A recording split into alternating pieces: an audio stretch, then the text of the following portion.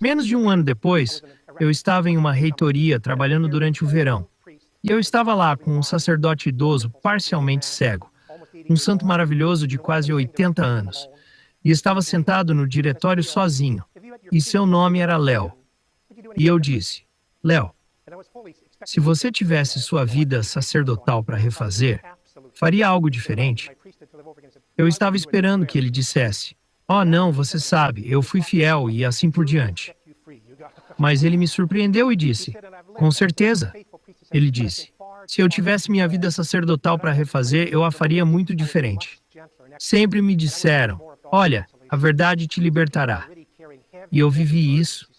Eu fui um padre fiel, mas fui muito duro com as pessoas.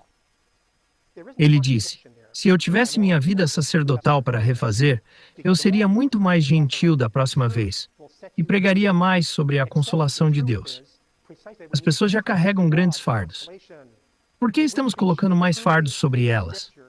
Não há contradição entre meu professor de teologia moral e eu, mas os professores de teologia moral também dizem: a verdade vos libertará. Exceto que a verdade é precisamente que precisamos pregar a consolação de Deus. Se pregarmos verdadeiramente a Escritura, não há contradição entre a verdade e a misericórdia de Deus. Porque a verdade mais profunda é a de um Deus poderoso e misericordioso. Vamos a uma imagem. A imagem é da Escritura, de Jesus orando sobre Jerusalém. Dizem que uma noite, Jesus estava olhando para a cidade de Jerusalém, estava olhando para a sua cidade natal, por assim dizer. E o que ele falou? Ele não disse: Bem, Deus, que imundície e que mundo secular terrível. Dizem que ele chorou sobre Jerusalém. Ele disse: Jerusalém, Jerusalém, se ao menos tivesses escutado os profetas, se ao menos tivesses escutado as mensagens, se tivesses tentado reunir-te como uma mãe reúne seus filhos à mesa, mas tu não quisestes. Aqueles de vocês que são pais e lutam com filhos e netos entendem a imagem. Infelizmente, muitas vezes, essa é a imagem de nossa igreja hoje. Com muita frequência, estamos olhando para o mundo secular e dizendo: já que você não está ouvindo a Deus, vá pelo seu próprio caminho e vá para o inferno se quiser. Nós temos a verdade e você que se vire. Temos de fazer o contrário disto. Precisamos trazer ao mundo a consolação de Deus. E com a consolação de Deus, virá o desafio de Deus. Se pregarmos primeiro o desafio de Deus, não teremos a consolação de Deus. Precisamos pregar a consolação de Deus. E a partir daí você verá que virá o desafio de Deus. Precisamos fazer isso. Mais uma outra imagem que nos ajudará nesta tarefa. Você sabe a palavra evangelho? Às vezes nos esquecemos que a palavra evangelho significa boa notícia. Não significa bom conselho, não significa boa moralidade, não significa bom desafio. Contém isso também, mas a palavra evangelho significa boa notícia. Quando você pega toda a Escritura, mas particularmente, quando você pega Jesus, você verá que principalmente o que Jesus faz é revelar o coração e o amor de Deus por nós. Essa é a consolação que precisamos pregar ao mundo. E se pregarmos a consolação, o mundo começará a receber o desafio. Deixe-me acrescentar uma pequena pitada de psicologia nisso. Os psicólogos dizem que um desafio só é eficaz se você puder realmente ouvi-lo de alguém que você sabe que te ama. Se você conhece alguém, você sabe que essa pessoa realmente quer seu bem e seu interesse no coração, e eles veem o que a pessoa pedir, você tem grande chance de fazer. Mas, se não for isso, se for baseado em alguém que você sabe que não te ama, que apenas tem coisas contra você, quando eles te desafiam, isso só piora as coisas. Então, antes que a igreja e nós, como pais ou qualquer outra coisa, tenhamos qualquer tipo de credibilidade com o mundo, com nossos filhos, eles primeiro têm que saber que Deus os ama. E Deus ama. Vamos focar nisso. Vamos tratar de alguns princípios que são bem eficazes. Primeiro, o primeiro princípio é que a consolação que estamos pregando é que a compreensão, a compaixão e o perdão de Deus infinitamente superam os nossos. Vou ilustrar isso com uma história. Alguns anos atrás, voltei para minha pequena cidade natal em Saskatchewan. E foi para uma ocasião muito triste, o funeral de um jovem que havia morrido em um acidente de carro. Somos uma pequena comunidade onde todos se conhecem, principalmente uma comunidade católica. E esse jovem, que tinha uns 20 ou 21 anos, não tinha realmente vivido sua vida cristã, como às vezes os jovens não fazem. No ano ou dois antes de sua morte, ele não estava indo à igreja. Ele estava bebendo muito, vivendo com a namorada, indo a bares de solteiros, fazendo coisas que não são exatamente cristãs ou morais. Então, uma noite, bêbado, ele bate o carro e morre. A comunidade se reúne. Nós conhecíamos esse jovem. Ele era um jovem muito bom de coração. No velório, uma das minhas tias, uma mulher maravilhosamente terna, me disse: Sabe, padre, ele era um bom garoto, apesar de tudo. Ele tinha um bom coração, todos nós o conhecíamos. Se eu estivesse comandando as portas do céu, eu o deixaria entrar. Vamos destrinchar isto. Qual era o medo dela? Vimos esse garoto e entendemos aquela juventude. Mas ela tinha a sensação de que Deus não via. Se apenas nós estivéssemos comandando as portas do céu, no fundo ela achava que somos muito mais compreensivos do que Deus. Deus tem todas essas coisas legalistas que ele tem que seguir, e não tem escolha. Deus tem que colocar esse garoto no inferno, mesmo que ele tenha um bom coração, porque vivia em pecado mortal. Bem, podemos relaxar. A compaixão, a compreensão e a empatia de Deus são bilhões de vezes maiores que as nossas. Deus lê o coração. Deus pode distinguir entre fraqueza e malícia. Deus pode distinguir entre imaturidade e pecado. Quer dizer, até nós podemos. Deus faz isso 100.000 vezes mais do que nós. A compreensão mais segura está nas mãos de Deus. Sabe, sempre nos preocupamos. Bem, essa pessoa cometeu suicídio. Será que vai para o inferno? Estava depressiva, mas era ótima pessoa. Nós somos pessoas compassivas. Minha tia era uma pessoa muito compassiva. Note que ela era uma católica enérgica, que tinha esse senso catequético claro. E o que o rapaz fazia estava errado. Mas, ao mesmo tempo, ela entendeu que esse era um bom garoto, e nosso céu precisa incluí-lo. Ele não quer esse garoto excluído do céu, porque ele era imaturo e teve a má sorte de não superar aquele período de imaturidade. Sabe, se ele tivesse vivido mais alguns anos, provavelmente seria um homem maravilhoso e respeitável. Provavelmente seria um diácono hoje. Mas a infelicidade de ser morto quando era jovem, sabe? Vemos isso, mas Deus vê isso 1000 vezes mais. Segundo ponto. Deus é um Deus de completa não violência, não coerção e não ameaça. O Deus que Jesus prega é um Deus convidativo, não um Deus ameaçador. Faça-se esta pergunta.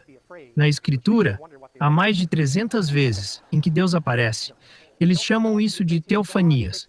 Deus aparece mais de 300 vezes e, em todos os casos, quais são as primeiras palavras que são ditas quando Deus aparece? Não tenha medo. Vejam, quando Deus irrompe em sua vida, as primeiras palavras sempre são: não tenha medo. Se algo literalmente o abala, você pode ter certeza de que não é de Deus. Deus não prega fogo infernal. Deus prega graça. Observe, verifique 300 vezes, uma vez para quase todos os dias do ano, Deus aparece dizendo: não tenha medo. Então, Deus nunca é uma ameaça. Veja, Jesus vem e nos convida. Ele não nos ameaça com neurose, ou com fogo infernal, ou qualquer outra coisa. Deus vem e nos convida a viver de uma certa maneira.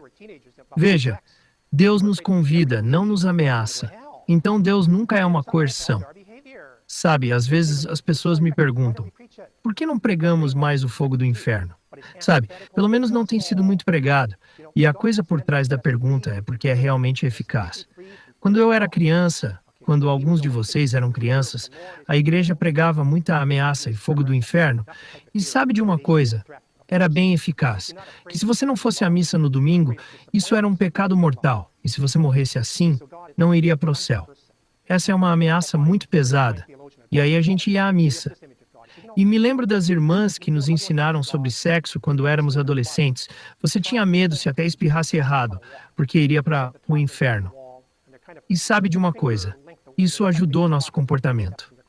Então, eles dizem, se é tão eficaz, por que não pregamos? Bem, a lavagem cerebral também é eficaz, mas é antitética ao Evangelho. Sabe, o Evangelho tem o propósito de nos libertar do medo. especialmente do medo de Deus. Embora digamos que o temor do Senhor é o princípio da sabedoria, isso significa um temor reverencial, não o tipo de medo da intimidação, da ameaça, da neurose. Você não tem medo de alguém que você ama. Você tem medo de desapontar alguém que você ama. Então, Deus é não coerção. Michael Hines, um excelente teólogo do Boston College, tem essa imagem de Deus. Ele diz: sabe, como você quer imaginar Deus? Você já viu uma mãe tentando ensinar um filho a andar? Elas colocam a criança de costas para a parede, a uma pequena distância, e tentam fazê-la dar um passinho, apoiando-a. E sempre que a criança dá um passo, a mãe se afasta um pouco. É assim que Deus age, um convite gentil e persuasivo para dar outro passo. Terceiro ponto, e importantíssimo: precisamos pregar que Deus respeita a nossa natureza, a complexidade humana e nossas inclinações inatas. Não é um ponto a ser desprezado de modo algum. O que significa dizer que Deus respeita a nossa natureza? Nós nunca entendemos isso completamente. Deixe-me dar um exemplo. Há uma história hindu e vou contá-la. Um dia, um homem estava caminhando com Deus e conversando. Eles estavam andando na estrada e o homem disse a Deus: explique-me o sentido da vida. Deus disse: eu gostaria, mas minha garganta está seca, então eu quero que você vá me buscar um copo de água. Depois que eu beber este copo de água, explicarei o sentido da vida para você. O homem disse: claro que sim. Foi até a casa mais próxima, bateu na porta e uma jovem muito bonita atendeu. Ele pediu a ela um copo de água e ela disse que sim. Mas como era perto de meio-dia, ela perguntou por que ele não entrava para comer primeiro. Então ele entrou na casa, comeu e, 35 anos depois, casaram-se, tiveram 5 filhos. Ele era um juiz respeitado na comunidade e ela era um membro importante na comunidade. Eles tinham 5 filhos e estavam na cama uma noite quando um terrível furacão veio e a casa começou a tremer. Cheio de medo, o homem gritou: Deus, Deus, onde você está? E Deus respondeu: onde está o meu copo de água? Veja, o que você vê na história é uma distração de 35 anos. Sabe, ele realmente queria fazer aquilo. Ele ia pegar a água, mas aí se distraiu, casou-se e por aí foi. Isso que aconteceu não seria motivo de uma repreensão pesada. É um texto que explica a natureza humana, que ilustra a complexidade humana. Nós somos apenas criaturas patologicamente distraídas. Por quê? Porque fomos feitos assim. As grandes literaturas espirituais sempre nos desafiam a dizer: acorde, seja mais atento, tente estar consciente da presença de Deus. E nós nunca conseguimos isso completamente. Fazemos isso, mas invariavelmente nossa natureza nos puxa de volta. Estamos imersos na vida, em nossas famílias, criando filhos, pensando no emprego, nas contas, nos churrascos de sábado à noite e em tudo mais. Bem, se essa é a forma como fomos feitos, e Deus nos fez assim, você acha que Deus está zangado conosco por vivermos dessa maneira? Veja, Deus criou a natureza humana e a fez de maneira tão precisa que ela emerge profundamente na vida. Então, se Deus nos fez assim, você acha que Deus fica chateado porque não conseguimos manter nossa concentração consciente em Deus o tempo todo? Quero ler um pequeno trecho que escrevi há algum tempo, mas cabe aqui perfeitamente. Talvez Deus seja maduro o suficiente para não exigir nossa atenção consciente o tempo todo. Talvez Deus queira que aproveitemos nosso tempo aqui, que desfrutemos da experiência do amor, da amizade, da família, dos amigos, de comer, beber e até ocasionalmente de ver nosso time favorito ganhar um campeonato. Ok, talvez Deus seja como um avô abençoado e talvez, de uma maneira inequívoca, quando desfrutamos de forma saudável o presente da vida, estejamos de certa forma rezando. E talvez existam formas menos conscientes de estarmos cientes de Deus. Veja, Deus nos colocou aqui para vivermos vidas humanas. Invariavelmente sentimos culpa, como se algo estivesse errado conosco. Sabe, Deus pediu um copo de água há 35 anos e eu nunca cheguei a dar. Não, fomos feitos assim. Nós não somos pessoas simples e Deus nos fez assim. E sabe, nunca fomos capazes de entender Deus dessa forma. Francamente, sempre achamos que Deus é um pouco menos esperto do que nós. Achamos que somos complexos e que, de alguma forma, Deus fica chateado com isso, quando na verdade foi Deus quem nos fez assim. Somos incrivelmente complexos, patologicamente complexos.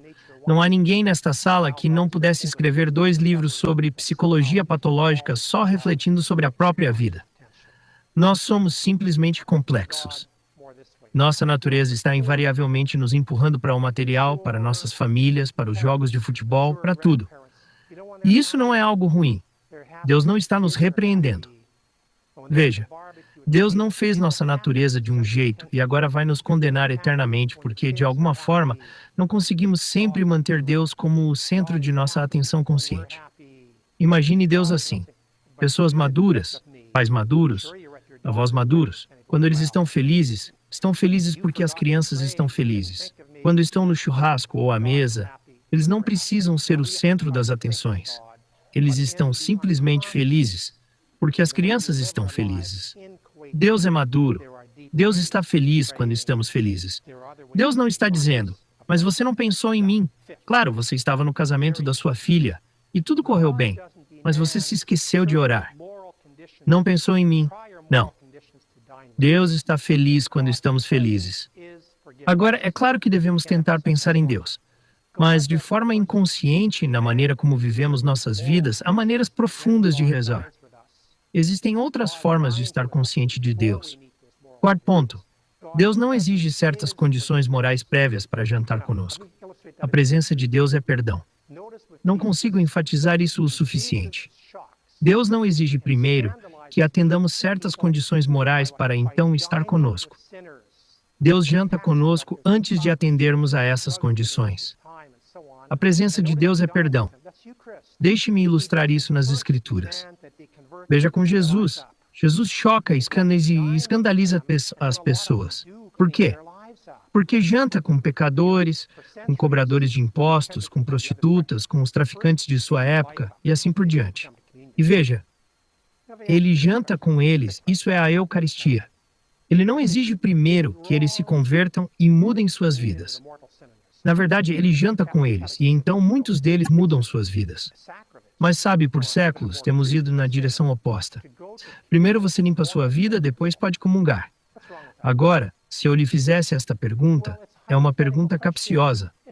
É errado ir comungar com um pecado mortal na alma? O catecismo da Igreja Católica diz que é um sacrilégio, ou até mesmo um pecado mais grave, ir à comunhão com um pecado mortal na alma. Qual é o problema dessa pergunta? Bem, é uma pergunta hipotética, algo que nunca vai acontecer, a menos que alguém vá à comunhão por pura malícia. Mas o simples fato de alguém querer comungar é um sinal 100% infalível de que essa pessoa não está em estado de pecado mortal. Porque pecado mortal significa, precisamente, que cortamos nossa relação com Deus. Então, é uma questão hipotética que não existe. Se alguém vai à comunhão sinceramente, essa pessoa não está em estado de pecado mortal. Além disso, a Eucaristia é o grande sacramento da reconciliação. E isso não é uma nova doutrina católica, já estava no Concílio de Trento. Veja, a Eucaristia, a comunidade cristã, é o sacramento essencial da reconciliação. Então, você não vai à comunhão depois de limpar sua vida. A comunhão é o meio de limpar sua vida. O grande teólogo Ronald Knox, de gerações atrás, disse algo que eu amo. Eu até usei uma frase dele como título para meu livro sobre a Eucaristia. Ele disse: sabe, nós cristãos nunca fomos realmente fiéis a Jesus em um sentido profundo. Não viramos a outra face, não perdoamos nossos inimigos, não vivemos o sermão da montanha. Mas disse ele, fizemos uma grande coisa. Tivemos um grande ato de fidelidade, a Eucaristia. A última coisa que Jesus nos disse antes de partir foi: mantenham a Eucaristia até que eu volte. E nós fizemos isso. Vamos fazê-lo hoje. E esse único ato é o que vai nos salvar. É o nosso grande ato de fidelidade. Mas perceba, a Eucaristia não exige que você primeiro limpe sua vida. Na verdade, essa é uma das tragédias de hoje. Muitas pessoas, incluindo alguns de seus próprios filhos, não participam da Eucaristia porque não se sentem dignas. Elas acham que primeiro precisam limpar suas vidas. Mas a Eucaristia é o meio de limpar sua vida. Você não limpa sua casa primeiro para então chamar os faxineiros. É para isso que os faxineiros existem. A Eucaristia é a grande limpeza, o grande sacramento da reconciliação. Então veja, Jesus vem e janta conosco, sem condições morais prévias. Note que Jesus nunca impôs condições. E ele precisou, algumas vezes, passar por cima dos apóstolos. Veja, com Jesus os apóstolos eram bons homens da igreja, mas estavam sempre tentando afastar as pessoas dele. Prostitutas, pecadores, crianças, cobradores de impostos. E Jesus sempre dizia: deixem que venham, deixem que venham. Hoje a igreja, com todo o crédito, muitas vezes age como os apóstolos. Estamos sempre tentando afastar as pessoas. Estão em um casamento irregular, estão vivendo com o namorado ou a namorada. E Jesus diz: deixem que venham. Não há condições morais prévias para se jantar com Jesus. E mesmo se estivermos em pecado, veja, Jesus deu a Judas a comunhão na última ceia. Ele não disse: os outros 11 podem comungar, mas Judas, eu sei o que você está tramando. Você não pode comungar. Não, Jesus deu a Judas a comunhão na última ceia. Jesus janta com pecadores. Não há condições morais prévias. Quinto ponto. Por fim, e isso é a maior consolação, vivemos sob um Deus e um Cristo que podem e irão descer ao inferno por nós. No nosso credo, há essa linha enigmática. Desceu à mansão dos mortos, ao terceiro dia ressuscitou dos mortos. O que significa que Deus desce ao inferno? Agora temos a nossa compreensão catequética e icônica disso. Que, após o pecado de Adão e Eva, os portões do céu foram fechados, e então Adão, Eva, Abraão, Sara e Raquel tiveram que esperar em um lugar no submundo. Quando Jesus ressuscitou dos mortos, ele foi até lá. Levou aquelas almas e as conduziu ao céu. Essa é a nossa compreensão catequética e icônica. Mas há um entendimento espiritual que remonta aos padres da Igreja, como Gregório de Nissa, até hoje. Eles dizem que esta é a doutrina mais consoladora de toda a religião do cristianismo e de qualquer outra religião.